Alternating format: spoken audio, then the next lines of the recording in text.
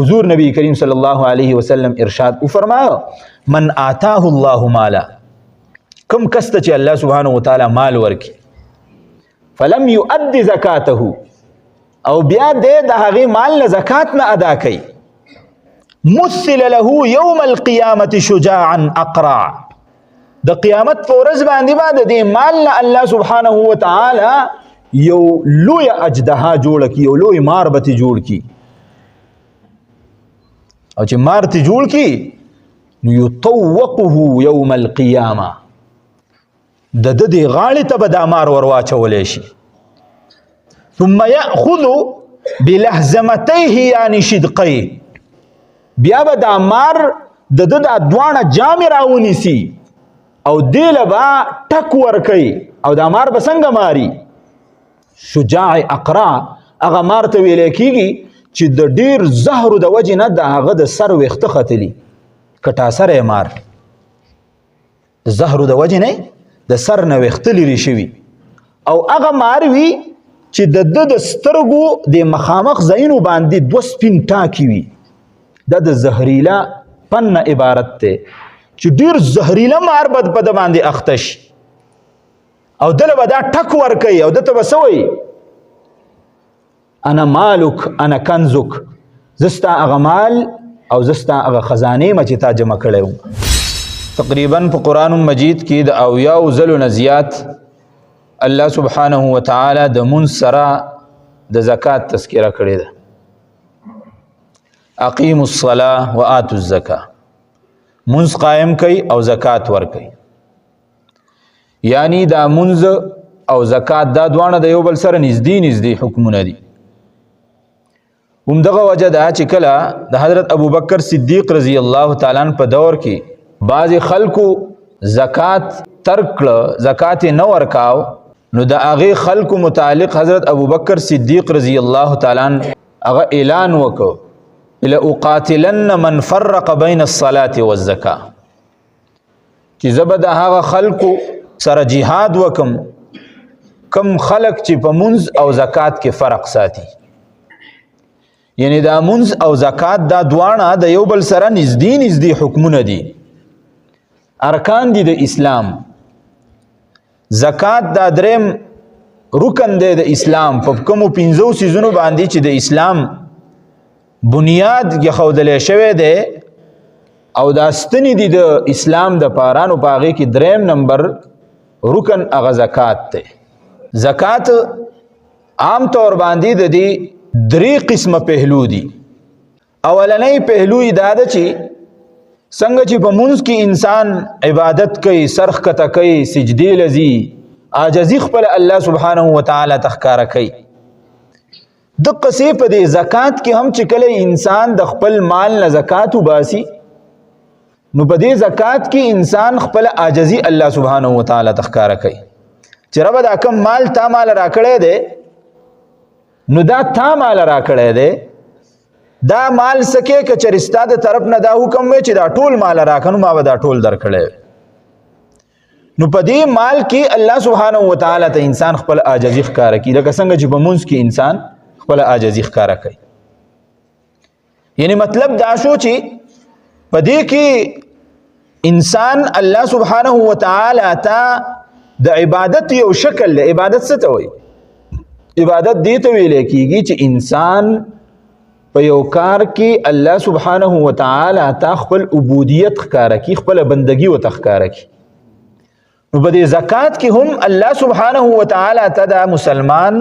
خپل عبودیت ښکاره کوي خپله بندګي ورته ښکاره کوي او دویم نمبر پهلو دا ده چې کله یو مسلمان زکات ته خپل مال نه ادا کړي نو په معاشره کې ډېر غریب خلک یتیمان بې اسرې بې وسه بې کسه هغه کونډې رنډې اوسیږي نو چې کله د خپل مال نه څه حصه دغه غرباو فقراو ته ورکړي نو دا د هغو سره ملاتړ دی د هغو مدد دی د هغو سره مال شریک کول دي د هغو په کار روان شي نو دویم نمبر پهلو د زکات ته ادا کولو دا ده چې په مسلم معاشره کې کم کمزوري خلق اوسیږي کم غریبانان اوسیږي د هغو څه وس دس نه رسي نو د دې مال د وجې نه د هغه کار په هغې باندې روان شي. نو دا د اخلاقیاتو هغه لویه پهلو ده. او درېیمه نمبر پهلو هغه دا ده چې زکات په دنیا کې چې انسان ژوند تیری نو دا روپۍ داسې یو څیز دی چې د دې مینه او محبت کله زړه ته کوز شي نو دا ډېر په مشکله باندې بیا وځي. بیا انسان د حرامو او د حلالو تمیز نه کوي. دا انسان غواړي چې په څه طریقه باندې زه دا پیسې زه مال ځان ته راولم، زه مال قبضه کم د خلکو نه، که هغه حرامه طریقه او که حلاله طریقه. نو په دې بنا سره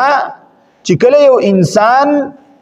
د خپل مال نه زکات ادا کوي نو دا درېیمه نمبر پهلو دا ده چې الله سبحانه وتعالی ارشاد فرمایي کم خلق چې زکات ادا کوي نو د هغې خلکو د دې زکات ادا کولو د وجې نه زړونه صفا شي. د مال چې کوم مینه او محبت د دغې خلکو د زړونو نه هغه د مال مینه او محبت وځي.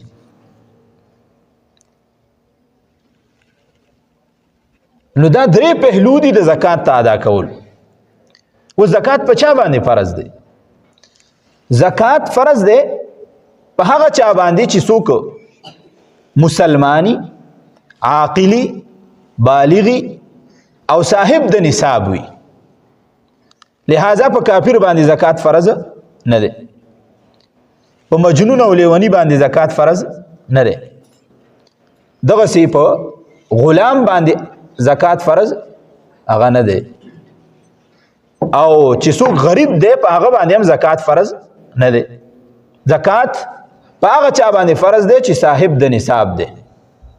صاحب حیثیت دی. صاحب د نصاب چاته وایي؟ چې د چا په ملکیت کې چې صرف سونه موجودي نو 7.5 تولې سونه موجود، نورو سره هیڅ نه،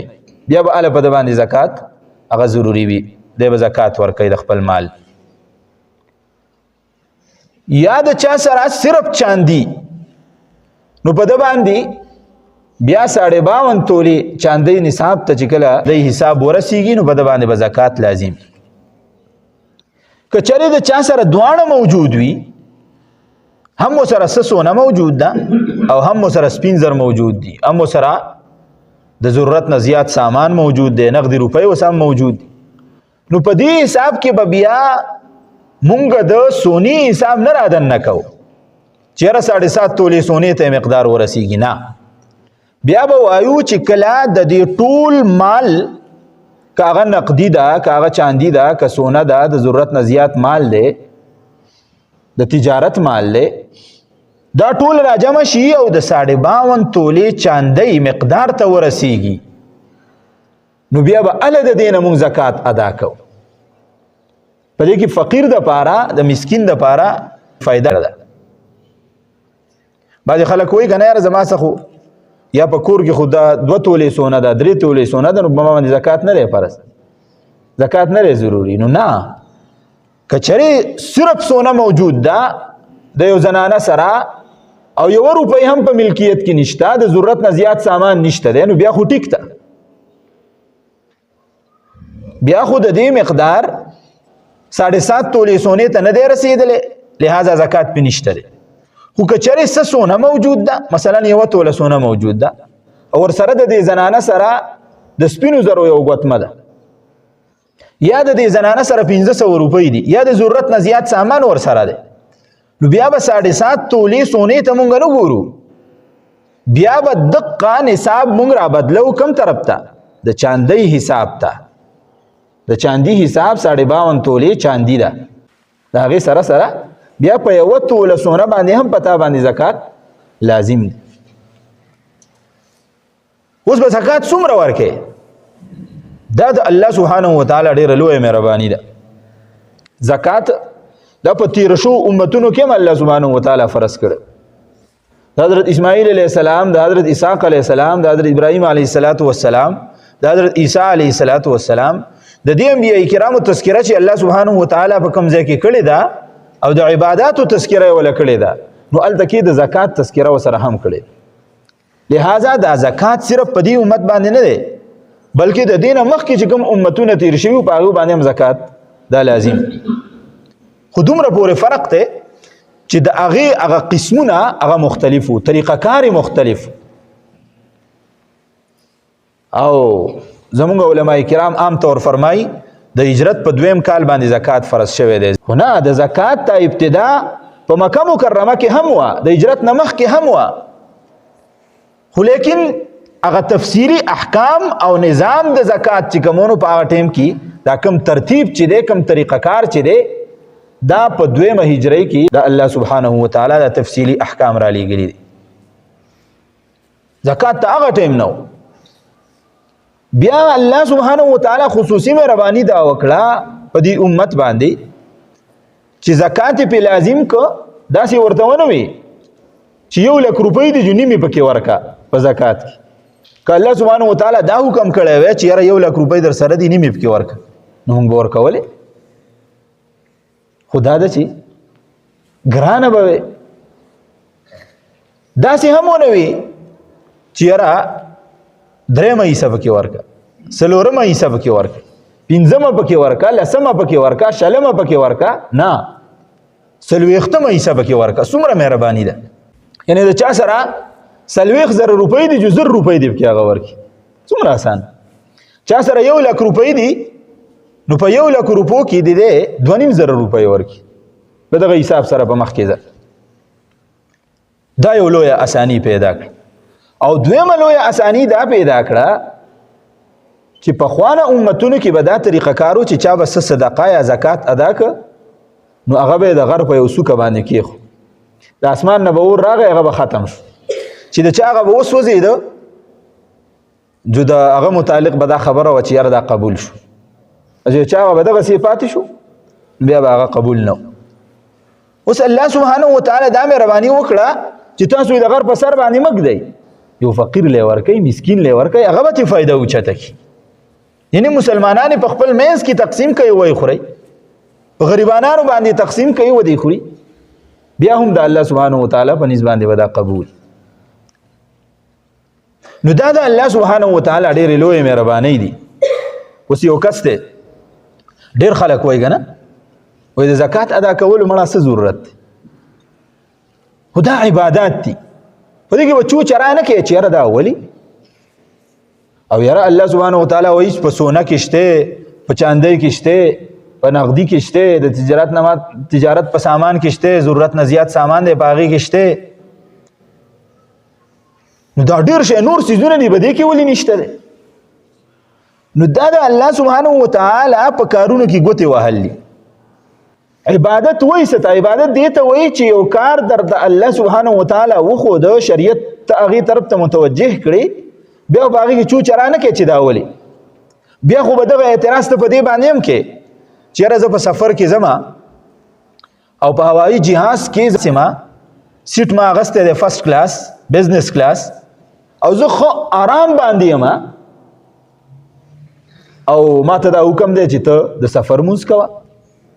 4 رکعاته 2 کوه. او یو سړی دی د نیک درې د دې سر نه هغه په خراب ګاډي کې سفر کوي، واړی پورې ځي، د سفر مقدار لا نه دی پوره، هغه ته وایي ته پوره مونځ کوه. نو یو سړی دی په سهولت باندې دی، هغه ته وایي 2 کوه. یو سړی دی په خراب ګاډي کې ناست دی، اوچتېږي او راخلاصېږي او څومره تکلیف باندې دی، هغه ته وایي 4 کوه. نو دا اعتراض خو بیا ته په هر یو عبادت کې شروع کړي، بیا خو به ته دا وې چې یاره دا حج چې کوم دی نو په دې خاصو ورځو کې کېږي، مړه زه هسې هم سعودي عرب ته لاړم چې په کومه ورځ باندې لاړم جو حج به وکړم. نو هر یو اعتراض به بیا ستا شروع شي په شریعت باندې، په عبادت باندې. عبادت نوم د دې دی چې سترګې به پټې د الله تعالی د حکم تابعداري به کوې. نو الله سبحانه وتعالی د زکات دا لویه مهرباني ګورئ په مسلمانانو باندې کړې. لہذا یو سړی دی دا اعتراض نه کوي چې یار موږ زکات ولې ادا کوو. الله سبحانه وتعالی خو کرم نوازي دا کړې ده، که چېرې ته وې یو سړی وایي چا ته تپوس وکړه چې یاره ته زکات ولې نه ورکړې، نو هغه وایي چې ما په خپله ګټلي دي، نو د خپل مال نه به زه څنګه زکات ورکړم. خو هغه دا سوچ نه و کړی چې که چېرې زه دوکاندار یم او زه مال ګټم،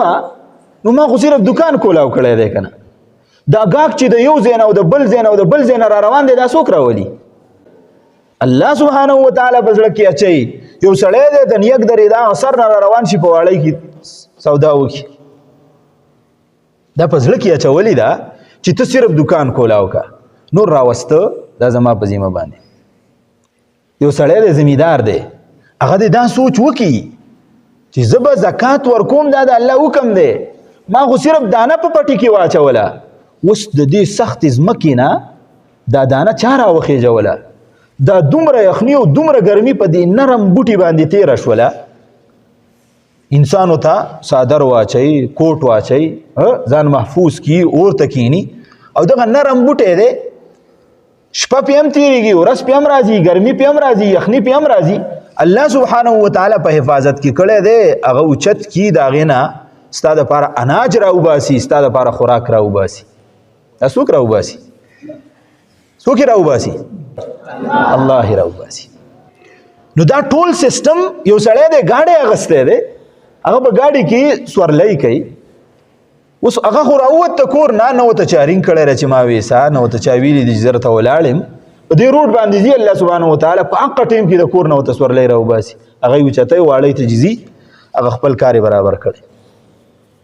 نو دا د الله سبحانه وتعالی یو نظام دی چې الله سبحانه وتعالی دا نظام برابر کړی دی دا ترتیب برابر کړی دی اوس د الله سبحانه وتعالی د نظام تحت به ته چلیږي حدیث مبارک کې راځي رسول الله صلی الله علیه وسلم ارشاد فرمایي کوم یو انسان چې د خپل مال نه زکات ادا کړ د خپل مال حق ادا کړ او د مسند حمیدی او روایت ته امام حمیدی رحمت الله علیه خپل مسند کې یو حدیث نقل کړی دی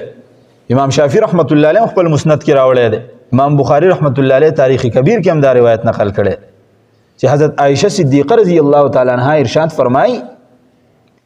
چې کوم یو انسان په خپل مال کې د زکات مال خلط ملت ک د زکات مال په کې ګډ وډ ک نو الله سبحانه وتعالى د ټول مال هلاک کوي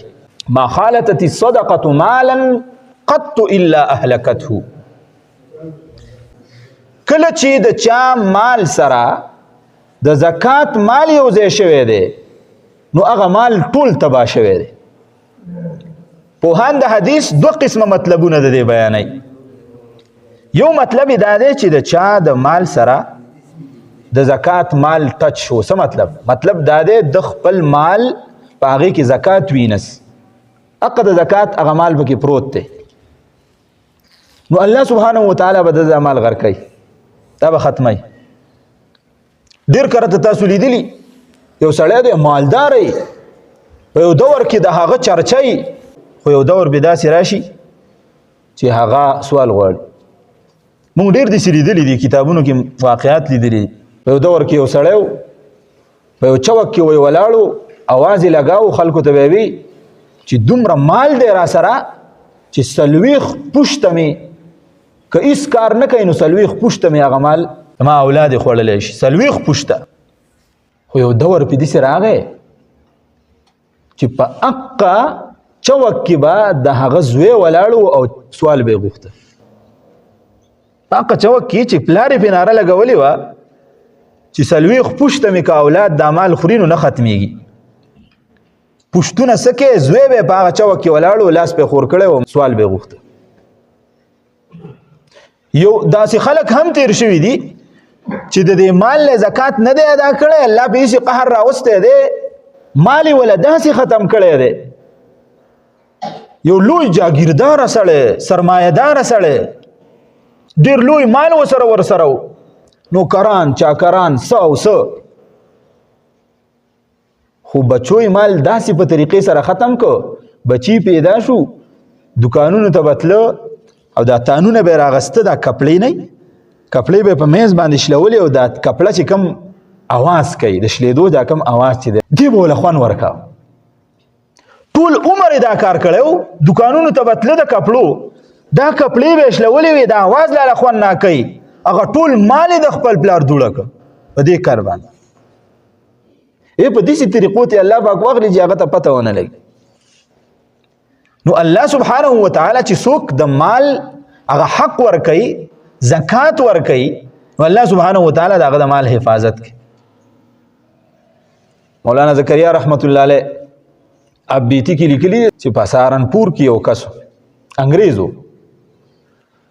او د هغه ډېره لویه بنګله وه، هغه کسان خدمتګاران به پکې وو، هغه به ته بمبۍ ته هلته کې به څه کاروبار کا. یو ورځ په دغه سهارنپور کې چې به کوم کلي کې دا بنګله وه په هغې کې اور ولګېد. نو ټول خلک هغه منډې ترلې وایي چې د خپل کور حفاظت وکړي، هسې نه کورونه وسوځي. په ده پسې هم څوک ورغی وایي ستا د بنګلې خوا ته اور را رسېدلی دی او بنګله دې سوځي، پاسه د هغې دپاره څه غم و. دې انګریز وایي په دغه ټایم کې لیکل کول، ده ورته توجه ونه کړه، د خپل لیکل کول. بیا پسې هغه سړی ورغی چې بنګله سوځي، څه غم وله وکړه. ده وایي بیا لیکل کول. په درېیم ځل یې وخوځاوه چې ګوره صاحب هغه بنګله دې سوځي، څه غم وله وکړه. ده ورته ډېره عجیبه خبره وکړه، وایي زه خو یم انګریز، خو ما د مسلمانانو د علماو نه اورېدلي دي چې کوم سړی په خپل مال کې زکات ادا کوي د هغه مال الله نه هلاک کوي. زه خپل مال کې زکات ادا کوم، زما دا کور به هیڅ چرې ګورې ونه سوځي. هغه ټول غیر چاپېره کورونه وایي مکمل هیره پاتې شو او د دغه کور په منځ کې الله سبحانه وتعالی محفوظ د قصې ودراو پاتې. دا د څه د وجې نه؟ زکات ته وجې نه. زکات به ورکاو، د زکات اهتمام به کاو. او کوم سړی چې زکات نه ورکوي نو الله سبحانه وتعالی د هغه دپاره ګوره ډېر سخت وعیدات ذکر کړي. قرآن کې الله سبحانه وتعالی ارشاد فرمایي والذین یکنزون الذهب والفضة ولا ينفقونها في سبيل الله فبشرهم بعذاب الیم. کم خلق چې هغه پیسې جمع کوي، سره زر او سپین زر جمع کوي او د الله تعالی په لاره کې نه خرج کوي، دوی دپاره د دردناک عذاب زیری دی. او ورپسې ارشاد فرمایي څنګه دردناک عذاب بی؟ یوم یحمى علیها فی نار جهنم فتکوى بها جباههم وجنوبهم وظهورهم هذا ما کنزتم لانفسکم فذوقوا ما کنتم تکنزون. د قیامت په ورځ باندې به په دې خلکو چې کوم مال جمع کړی دی، کوم سره زر او سپین زر دیو جمع کړي دي، کومې کوټې او بنګلې دیو جمع کړي دي، کومې پیسې دیو جمع کړي دي، د قیامت په ورځ باندې به الله تعالی په اور کې ګرموي. د دیو دا تندي به پې داغی، په دې تندو پسې به یې نیسي، د دیو په دې طرفونو پسې به یې نیسي او د دیو په دې شا پسې به یې نیسي او څه به ورته وایي هذا ما کنزتم لانفسکم فذوقوا ما کنتم تکنزون. دا هغه مال دی ستاسو چې تاسو په دنیا کې د ځان دپاره جمع کړی و، اوس د دې د وجې نه تاسو عذاب وڅکئ. دا ولې دا شاګانې او دا ملاګانې او دا تندي به وله پسې ځي؟ دا د دې وجې نه چې د مخې نه به وله فقیر راغی، هغه به ورته وایي ماله څه راکړه، نو ده به ورته وایي معاف مې کړه. وایي که نه؟ وایي معاف مې کړه، یو ستا کار نشته دی، بل څه کار هم پرېښی. ده به ترې مخ واړاو نو دا مخ وله داغي، چې د دې طرف نه به راغی جدا شا به یې ورته کړه، جدا ځای وله داغي، چې د دې طرف نه به راغی جدا طرف به یې ورته کړه، جدا ځای وله داغي، چې د شا نه به پرې راغی جو مخه به یې ورته کړه، جو شا وله داغي. ته خو شکر وباسه چې یو غریب تا ته ودرېږي. شکر په دې دی چې ته غریب نه یې، بل ته نه ودرېږي. که ته غریب وې او بل ته ودرېدی بیا به څه وې؟ د الله نظام دا خو ډېر عجیبه نظام دی. نن به باچای سبا به ګدای. نو الله سبحانه وتعالی بیا دردناک عذاب ورکوي. حدیث مبارک کې راځي رسول الله صلی الله علیه وسلم ارشاد فرمایي، د حضرت ابو هریره رضی الله تعالی عنہ روایت، حضور نبی کریم صلی الله علیه وسلم ارشاد فرمایا من آتاه الله مالا، کم کس ته چې الله سبحانه وتعالی مال ورکي، فلم يؤد زکاته، او بیا دې د هغې مال نه زکات نه ادا کوي، مثل له یوم القیامة شجاعا اقرع، د قیامت په ورځ باندې به د دې مال نه الله سبحانه وتعالی یو لوی اجدها جوړ کی، یو لوی مار به ترې جوړ کی، او چې مار ترې جوړ کی نو یطوقه یوم القیامة، د ده دې غاړې ته به دا مار ور واچولی شي، ثم یأخذ بلهزمتیه یعنی شدقیه، بیا به دا مار د ده دا دواړه جامې راونیسي او دې له به ټک ورکوي او دا مار به څنګه ماري؟ شجاع اقرع هغه مار ته ویلی کېږي چې د ډېر زهرو د وجې نه د هغه د سر ویښته ختلي، کټاسری مار د زهرو د وجې نه د سر نه ویښته لرې شوي، او هغه مار وي چې د ده د سترګو د مخامخ ځایونو باندې دوه سپین ټاکي وي. دا د زهریله پن نه عبارت دی چې ډېر زهریله مار به په ده باندې اخته شي او دله به دا ټک ورکوي او ده ته به څه وایي؟ انا مالک انا کنزک، زه ستا هغه مال او زه ستا هغه خزانې یم چې تا جمع کړی وم. ولا يحسبن الذين يبخلون بما آتاهم الله من فضله هو خيرا لهم بل هو شر لهم سيطوقون ما بخلوا به يوم القيامه. دته به وایي چې یاد ساته ګوره زه هغه مال یم چې تا په دنیا کې زه د ځان دپاره جمع کړی وم، زما چې کوم حق و د غریب چې کوم حق و د الله چې کوم حق و هغه تا نه ورکاو، نن به زه ستا سره حساب کتاب کوم. دته به غاړې ته ورپرېوتی. امام ذهبي رحمت الله علیه کتاب لیکلی دی الکبائر، په هغې کې یو قصه لیکلې ده چې یو کس وفات شو، نو څو کسان د هغه رور باقي پاتې و، وارثانو کې ورور و، نو د هغه دپاره تعزیت له لاړ، کېناسته ورته وایي تاسې تعزیت کو، خو دا رور یې جاړي او په نمونو جاړي. ده ته وایي ولې جاړې خیر دی؟ دی ورته وایي جاړم په دې باندې چې کله زه راواپس کېدم د دې خپل ورور نه، نو د قبر نه څه آواز راغی د درد د تکلیف، ما محسوسه کړه چې زما د ورور ته عذاب میلاوي. نو ما دا قبر دا خاوره واړوله چې ومې کته، نو زما د دې ورور د غاړې ته د اور یو توق پروت دی. ما کوشش وکړ چې زه دا توق د ده نه لرې کړم، نو لاس مې ورښکته کړه، دا دواړه لاسونه او دا توق مې ترې لرې کاو، نو هغه دومره ګرم و چې زما دا ګوتې وسوځولې، مونږ ته یې ګوتې راوښودلې چې ګوتې تکې تورې شوې وې. اوس صبرېږم نه مستقل چې مې تر څو پورې په اوبو کې دا ګوتې ایښودې نه وي، نو وخت رامندې نه تېرېږي. مونږ ته تپوس وکړه چې دا عذاب هغه ته ولې میلاوې ده؟ چې به کله د زکات تذکره کېدله نو ده به وی چې مال ما ګټلی دی او ورکم پکې بل ده به څه وي چې مال ما ګټلی دی او ورکم پکې بل ده. زکات به دنه ادا کاو د ده وجې نه الله سبحانه وتعالی ورته په قبر کې چې کوم دی نو توق ور واچو. د مار د عذاب ول الله ولې ورکوي؟ په پښتنو کې متل دی وایي دی پې د مار په شان غلی شوی دی، د مار په شان پې پروت دی، دی په د خپل مال باندې دقسې غلی شوی و لکه څنګه چې مار په سوړه باندې غلی کېږي. الله سبحانه وتعالی په مار مسلط که دله به دقه عذاب ورکولی کېږي. خبرې مقصد او غرض دا دی رونو چې موږ د خپلو مالونو نه زکات وباسو. په کال کې یو پیر زکات ایستلی، نه د هرې میاشتې حکم دی، نه دا چې هر فقیر له راغی جو ورکوله، نه مال ادا که، په کال کې یو ځل ادا که، دا د الله حق دی، سبا به د الله تپوس کوي، دا مال به درنه واخلي او چې ادا کوي نو په صحیح طریقې سره ادا که. داسې نه چې مال دی دکان دی مثلا یا پیسې در سره دي او څوک له راځي او ورکوي بیا په اندازې باندې وي چې مړه هغه به ادا شوی. زکات ته 2 لک روپۍ کېږي او چاله 20,000 روپۍ ورکي او بیا وی چې بس ادا شوی به ټوټل وي. نه، ما چې کوم حدیث ذکر که ما خالطت صدقه مالا قط الا اهلكته، چې کله د مال سره د زکات 1 روپۍ هم ګډه وډه شوله نو الله سبحانه وتعالی هغه مال دی غرقی تباکی دی. ګوره لہذا چې پیسې دی جمع کړي د زکات مال دی هغه ټول وباسه، 1 روپۍ پکې پرې نه دی. ګوره دغه روغ مال به دی خدای غرقي، دغه به هلاک کی، دا به درنه واخلي. مال طریقه کار ډیر آسان دی، چاته ووایه که په خپله نه پوهېږي. مثلا دکان دی، نو دکان اندازه ولګوه په دې تاخ کې زما سره دومره سامان پروت دی، په دې دویم کې دومره دی، په دې اټ کې دومره پروت دی، په دې که دا راته هم ګراني نو اسانه طریقه راته وښیم. اسانه طریقه دا ده چې سوچ دا وکړه چې یاره مثلا زما دا د کریانې دکان دی، زما دا د کپړې دکان دی، زه چې چاته دا بیچک کوم نو په 100 روپۍ به ورکوم، یاره دا به زه په 50 لکه روپۍ ورکوم دقه 50 لک روپو کې حساب وکړه په 40 باندې تقسیم کا هغه زکات ورکړه څومره آسان حساب قرض ته لري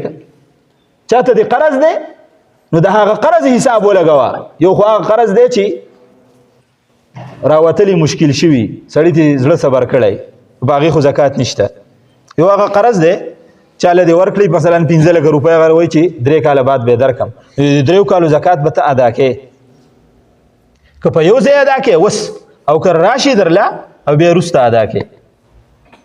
خو په کال ادا کول د دې لپاره ښه دي چې وروسته بیا په یو ځل باندې ادا کول مشکل شي خو چې او د ټولو نه اهمه خبره دا ده زموږ مسلمانانو طریقه دا ده نن سبا زه د دې تنظیمونو خلاف نه یم په دې کلیو کې جوړ شوي دي خو د دې یوې خبرې ډېر خلاف یم چې 10 روپۍ به بل له به یې ورکوي او هغه به پې دومره ذلیله کړي چې ټول مخلوق به پې خبر کړي په لاره او کوڅه کې به وایي پلان کې مې دومره روپۍ ورکړي تصویران ورسه وباسي پخواني خلکو کې او په دې خلکو کې دا فرق دی چې هغوی به نیکي وکړه نو سمندر ته به یې غورځوله او دا خلک چې نیکي وکړي نو فیسبوک ته یې ورغورځوي د څه دپاره د خلکو د یو کمنټ دپاره چې خلک ما ته ووایي چې څومره باتور سړی یاره دی زکاتونه تقسیموي او دی خیراتونه تقسیموي دا کومه دنیا ورانه کړه چې زکات ته ورکړه دا خو د خپل مال صفا که خپل ځان دې صفا که د غریب چې کوم دی نو بېعزتي دې وکړه که مونږ اکابر مشران خو داسې تېر شوي دي حلیة الاولیاء کې امام زین العابدین رحمت الله علیه متعلق لیکلي دي چې امام زین العابدین چې کله وفات شو نو په د املا باندې ډېر زیات چاپونه و نو چا تپوس وکړه یاره دا چاپونه د څه دي په ده باندې دی خو د رسول الله صلی الله علیه وسلم په اولاد کې دی حضرت حسین رضی الله تعالی عنه زوی دی په ده باندې دا چاپونه د څه دي نو وروسته پته ولګي دا چې ده به 100 کورونه ساتل 100 خاندانونه به ده ساتل او په خپله ملا به یې وله د شپې چې کوم دی نو راشن وړه دا داغونه چې پې جوړ شوي دي دا د حقه راشن وړو د وجې نه جوړ شوي خو څوک ته خبر نه و نن مونږ 100 روپۍ چاله ورکو واده ورې دلته چنده هم کېږي چنده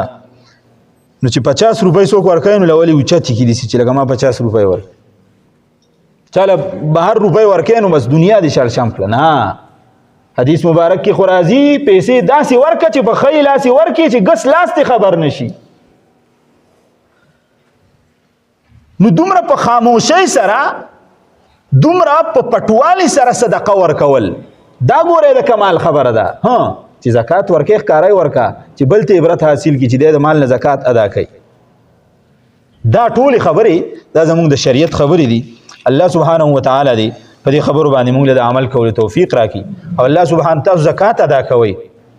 کوشش کوئ الله بس تاسو په زکات کې هغه برکت اچي حدیث مبارک کې راځي ما نقصت صدقه من مال چې کوم یو انسان زکات ورکوي د دې د وجې نه د هغه مال کمیږي نه د دې مثال د کوی دی د کوی نه چې څومره اوبه راوباسي دومره اوبه به هغې ته دوباره هغه جمع کیږي الله سبحانه وتعالی دې په دې باندې د عمل کولو توفیق راکړي واخر دعوانا ان الحمد لله رب العالمین